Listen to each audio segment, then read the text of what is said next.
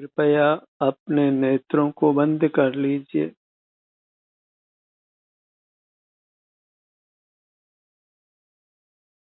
मूर्त पदार्थों से अपनी दृष्टि हटाइए, क्योंकि वे हमारे संसार के निमित्त हैं। नाना योनियों में परिभ्रमण के निमित्त हैं और अपनी दृष्टि को अपने आभ्यंतर अमूर्त शरीर पर लाइए, जो मोक्ष का उपादान है, आनंददाता है, अपने स्वरूप से परमात्मा है। उसकी परमात्मा के रूप में, आनंददाता के रूप में प्राण प्रतिष्ठा कीजिए। मूर्तियों में पर परमात्मा की प्राण प्रतिष्ठा हम करते आए हैं, और जो वास्तव में अपना अमूर्त शरीर है, जो परमात्म रूप है, आनंददाता है, उसको हम प्रभु के रूप में, आनंददाता के रूप में नहीं स्वीकार करते, नहीं पहचानते। यह कार्यक्रम अपने आभ्यंतर शरीर को उसका असली स्वरूप स्वीकार कराने के लिए है।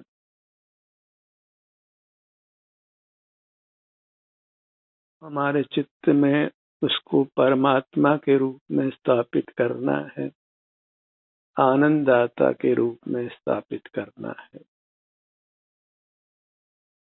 अनादि से हमको बाह्य पदार्थ, मूर्त पदार्थ ही हमारे चित्त को खींचते आए हैं, और अपना आभ्यंतर शरीर की ओर हमारा चित्त खींचता नहीं है, मानो हमें उसकी पहचान ही नहीं है। बाह्य पदार्थों को, मूर्त पदार्थों को हम आनंददाता के रूप में मानते हैं और अपने शरीर को दुख की खान मानते हैं। इसी विपरीतता के कारण हम संसार में रुल रहे हैं। बाहर के पदार्थों को, जिनको हमने आनंददाता माना है, उनको दुख की खान मानिए, और अपने शरीर को, जिसको हमने दुख की खान माना है, उसको सुख की खान मानिए।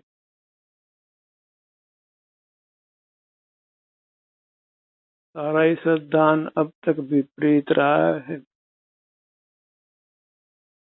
उपदेश भी प्राय उसी विपरीत मार्ग का ही मिलता है, क्योंकि मोक्ष मार्ग में सदा ही विरल जीव ही रहते हैं। लगभग सभी राशि मोक्ष मार्ग से विपरीत ही रहती है।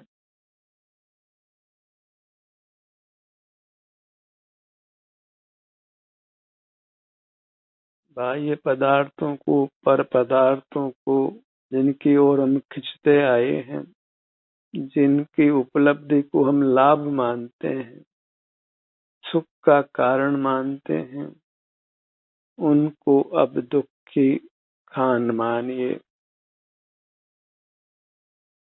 उन्हीं से हम नाना गतियों में, नाना योनियों में जन्म मरण करते आए हैं, नाना दुख भोगते आए हैं।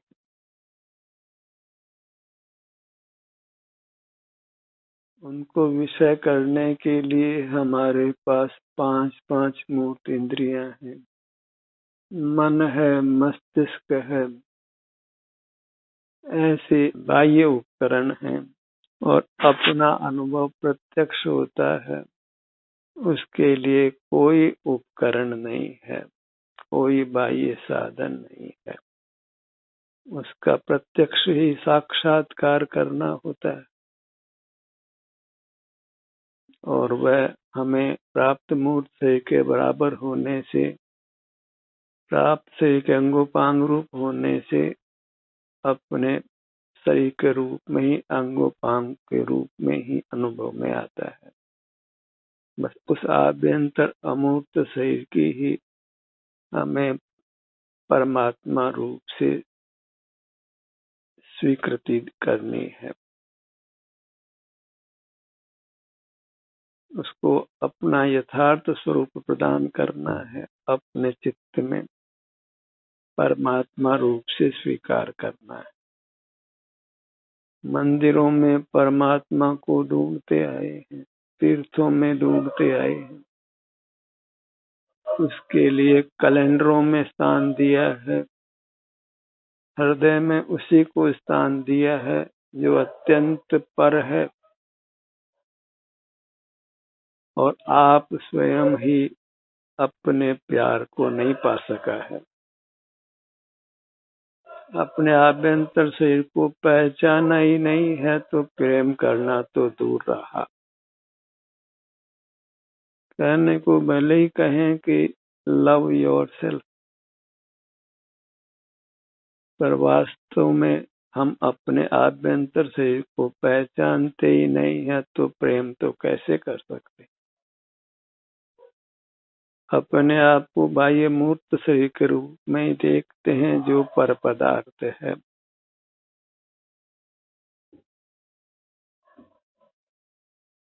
गर्भ में आने पर जिसका संयोग हुआ और मरण होने पर जिसका वियोग हो जाता है।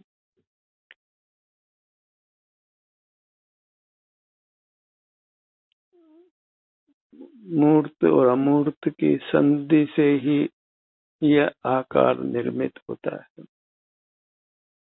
संसार अवस्था चलती है, क्योंकि मूर्त शरीर तो इंद्रिय गोचर होता है, उसको तो हम पहचान लेते हैं। क्योंकि आराम वेदना भी वही होती है, तो हम ऐसा मानते हैं कि आराम वेदना इस मूर्त शरीर में ही होते हैं। जो आराम वेदना जिसके निमित्त से हम अपनी प्रतीति कर सकते हैं, अपनी स्वीकृति कर सकते हैं, उसको तो मूर्त काया में हुआ मानते हैं। और मूर्त काया प्रकट ही मरण पर छूट जाती है, तो वह स्पष्ट ही हमको अपने रूप में स्वीकार नहीं होती। तो शरीर शब्द से ही हमको अरुचि रहती है। शरीर के रूप में हम केवल मूर्त शरीर को ही पहचानते हैं।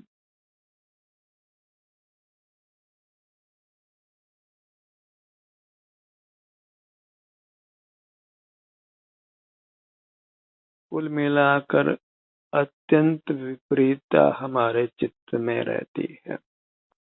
इसीलिए हमारा चित्त मूर्त पदार्थों की ओर ही खिंचता है, उन्हीं की व्यवस्था में रहता है, उनके अर्जन रक्षण भोग में रहता है, और अपनी अमूर्त काया के अर्जन रक्षण भोग में प्रवृत्त नहीं होता।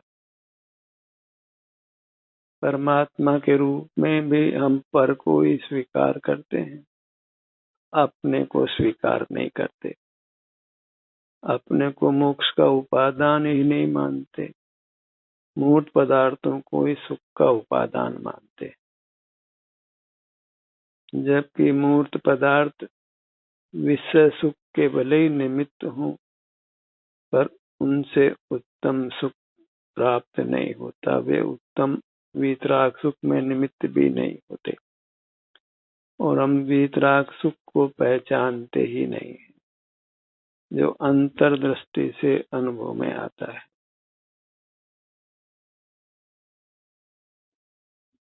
जो सद्दान में महान भूल है, जो दुर्लभता से ही दूर होती है, उसे हमको दूर करना है। और जगत के प्राणी उसमें साथ देने वाले नहीं है, क्योंकि कोई विरल जीव ही मोक्ष मार्ग को पाकर मोक्ष को प्राप्त करता है। इसलिए हमको मोक्ष मार्ग पाकर उस पर चल पड़ना है, जगत की ओर पलट कर देखना नहीं है। नहीं, जगत तो हमको संसार में ही खींचने वाला है, हमारे मोक्ष मार्ग को कतई स्वीकार करने वाला नहीं, उसको संसार मार्ग ही मानने वाला है। इसलिए जगत की ओर देखना नहीं है, जगत की ओर से दृष्टि हटा लेना है। फिर भले ही वह पंडित हो, साधु हो, मंदिर में स्थापित प्रतिमा हो, शास्त्र हो, सकल पर पदार्थों से ही दृष्टि हटाकर अपने आभ्यंतर अमूर्त शरीर को पहचान कर उसी के सन्मुख स्थिर रहना है, उसी की ओर खींचे हुए चले जाना है और मूर्त पदार्थों से भयभीत रहना है, क्योंकि उन्हीं के निमित्त से अनंत जन्म मरण होते हैं। जिसको जगत धन मानता है, वैभव मानता है, उसको नरक रूप मानना है। और हमारा वैभव सुख है जो अंतर में है, अतीन्द्रिय सुख, वीतराग सुख, उसको भूलना नहीं है, विसराना नहीं है।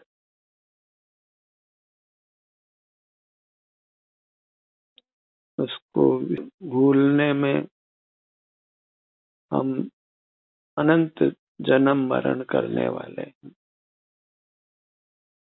सिर से पांव तक यही सुख रूप हमारा वैभव है, परमात्मा रूप है, सुख ही परमात्मा का रूप है और कुछ परमात्मा का रूप नहीं है, केवल सुख का अनुभव करना। जो परमात्मा को कर्ता धर्ता मानते हैं, ज्ञाता दृष्टा जगत का मानते हैं, omni present, omni potent, omniscient, कितने कितने विशेषण लगाते हैं, जबकि वह परमात्मा न तो सर्वव्यापी है, न सर्व ज्ञाता है, न सर्व बल वाला है। वह तो केवल परम सुख का अनुभव करने वाला है। परमात्मा के रूप का हम आदर करते हैं, वह तो परमात्मा का रूप है ही नहीं। तो सारी परमात्मा की श्रद्धा उपासना मिथ्या ठहरती है। हमने परमात्मा के रूप को कल्पित किया है, उसका मिथ्या रूप निर्णित किया है और उस रूप के बल पर कभी हम कुछ पा सकते नहीं हैं। जो अंतर में स्थित हुए हैं, जगत से मुख मोड़कर, वे जगत के ज्ञाता दृष्टा कैसे हो सकते हैं? जो किंचित भी काय बल का प्रयोग नहीं करते, मन बल का प्रयोग नहीं करते, इंद्रियों का उपयोग नहीं करते, कुछ भी बाह्य पदार्थों का स्मरण नहीं करते, जो जगत से अत्यंत विमुख हुए हैं, उनका हम जगत के साथ कर्ता धर्ता ज्ञाता दृष्टा के रूप में स्थापित कर उनकी आराधना करते हैं, पूजा करते हैं और हाथ में कुछ भी नहीं लगता सिवाय संसार में परिभ्रमण के। और हमको परमात्मा को स्मरण करना ही नहीं है, क्योंकि पर ही है और उससे सुख की प्राप्ति नहीं है, उसके निमित्त से संसार ही है। पर ताते दुख हो, स्व स्व ताते सुख हो। स्वाधीनता में सुख है और पराधीनता में दुख है। इसलिए पर की महिमा अनादि से हम करते आए हैं, उसको छोड़िए, उसको दुख का कारण मानकर उससे विरक्त होइए, उसको शत्रु मानकर ही उससे भयभीत रहिए और उससे भय खाकर अपने पास चले आइए। जहाँ आपको सुख शांति मिलेगी, आश्रय मिलेगा, शरण मिलेगी, सब दुखों से मुक्ति मिलेगी। वह सब उपाय कीजिए कि हम खिंचे हुए अपने पास आ जाएं, सिर से पांव तक अपनी अमूर्त काया की शरण में आ जाएं और वहीं अपना आवास बनाए, अपना ठिकाना बनाए रहने का। वही एक आनंद महल है जहां हमें आनंद का अनुभव वेदन हो सकता है।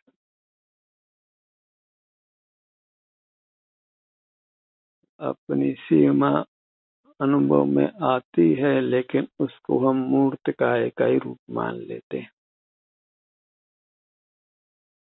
वैसा ही अपना अमूर्त रूप नहीं मानते हैं। या तो मूर्त काया को ही अपना रूप मान लेते हैं, या समग्र काया को केवल मूर्त का ही मानते हैं। पांव से मस्तक तक इतने विस्तार को केवल मूर्त का मानना योग्य नहीं है और केवल अपना मानना भी योग्य नहीं है, क्योंकि यहाँ दो पदार्थों का समवाय है और उसमें हमको भेद विज्ञान करना है।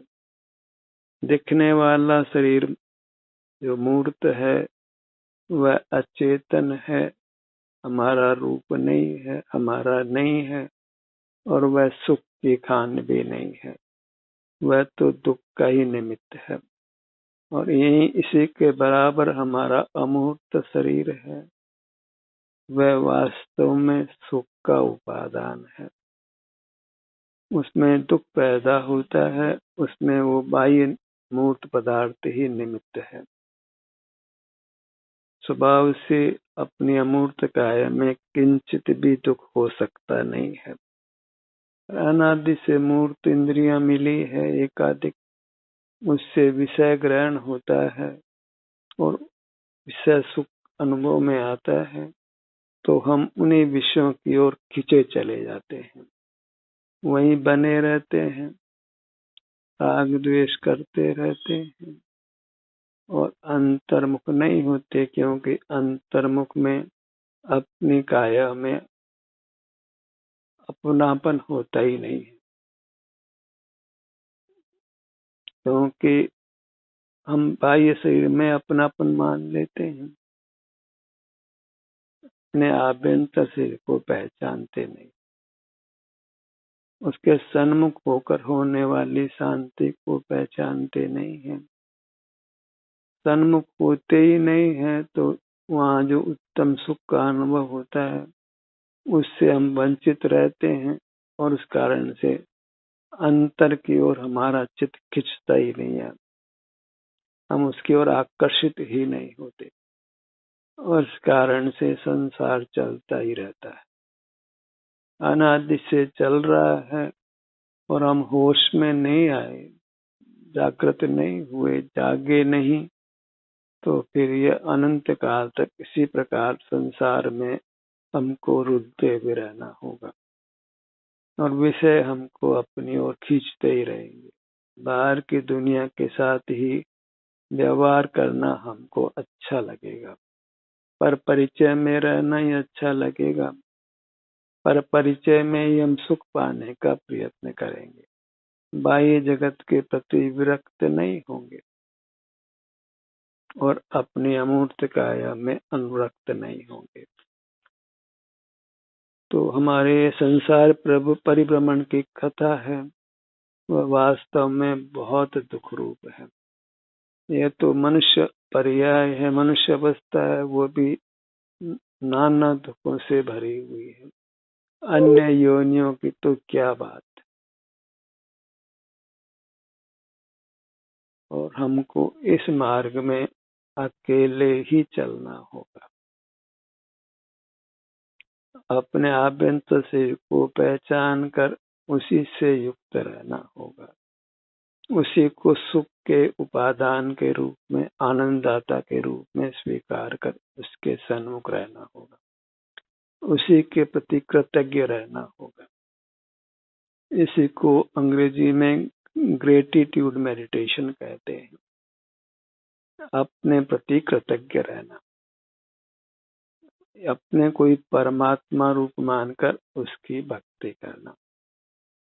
भक्ति को जो मोक्ष मार्ग कहा जाता है, तो वह अपनी अमूर्त काया की भक्ति है जो वास्तव में मोक्ष देती है। अपने प्रति आदर का भाव, बहुमान का भाव, अंतर्दृष्टि करके सिर से पांव तक जो अपनी अमूर्त काया है, इसी को परमात्मा के रूप में स्वीकार कर उसकी महिमा में रहना, उसकी सेवा उपासना में रहना, निरंतर उसके सन्मुख रहना, उससे विमुख नहीं रहना। और बाह्य मूर्त पदार्थों को कहो तो बाह्य पर पदार्थ रूप संसार को बाहर पर पदार्थ ही है और उनको दुख का निमित्त स्वीकार करना। विषय सुख को भी दुख मानेंगे तो फिर बाहर की ओर हमारी प्रवृत्ति नहीं होगी। विषय सुख को जो दुख रूप से पहचान लेते हैं उसके वास्तविक रूप में, तो फिर विषय ग्रहण करने की प्रवृत्ति समाप्त हो जाती है। भूख का दुख सहन करें तो फिर भोजन अच्छा लगता है, प्यास का दुख सहन करें तो पानी अच्छा लगता है, बहुत सर्दी की पीड़ा हो तो फिर वस्त्र पहनना अच्छा लगता है। तो सब पीड़ा के साथ विषय सुख है, एकांत विषय सुख भी कहाँ मिलता है, और विषय सुख भी निरंतर कहाँ भोगा जा सकता है। थक ही जाते हैं विषय सेवन से तो टूट ही जाते हैं। पर अपने सन्मुख जहाँ आनंद का सागर उमड़ता है उसको ही भोगने का हमें अभ्यास करना है, वही ध्यानाभ्यास है। और सहज ही ऐसी वृत्ति बन जाए कि हमको हमारा अमूर्त शरीर खींचने लगे, बाहर जाने से हम अपने आप को रोकें और अपने में स्थिर रह सके, सुख से रह सके, अपने में कभी अनुपस्थित नहीं रहे और बाहर बिल्कुल भी उपस्थित नहीं हो। बाहर उपस्थित होना माने संसार में खड़े होना, दुखों में खड़े होना, दुखों की ज्वाला में अपने आप कूद पड़ना। भीतर शीतलता है और बाहर आग है। पांचों इंद्रियों के उपयोग में हम आग के बीच में ही खड़े होते हैं। राग की आग, द्वेष की आग, मिथ्या श्रद्धा, मिथ्या ज्ञान की आग, मोह की आग, सब माया है, सब धोखा है। यह जग धोखे की टाटी। विषय सुख के लिए तो हम 5 पांव बनाते हैं और अंतर में रहने के लिए मानो लूले ही हो जाते हैं। हमारे कदम अंतर की ओर बढ़ते ही नहीं हैं और बाहर हम दौड़ते हुए जाते हैं। 24 घंटे बाहर के जगत से ही जुड़े रहते हैं।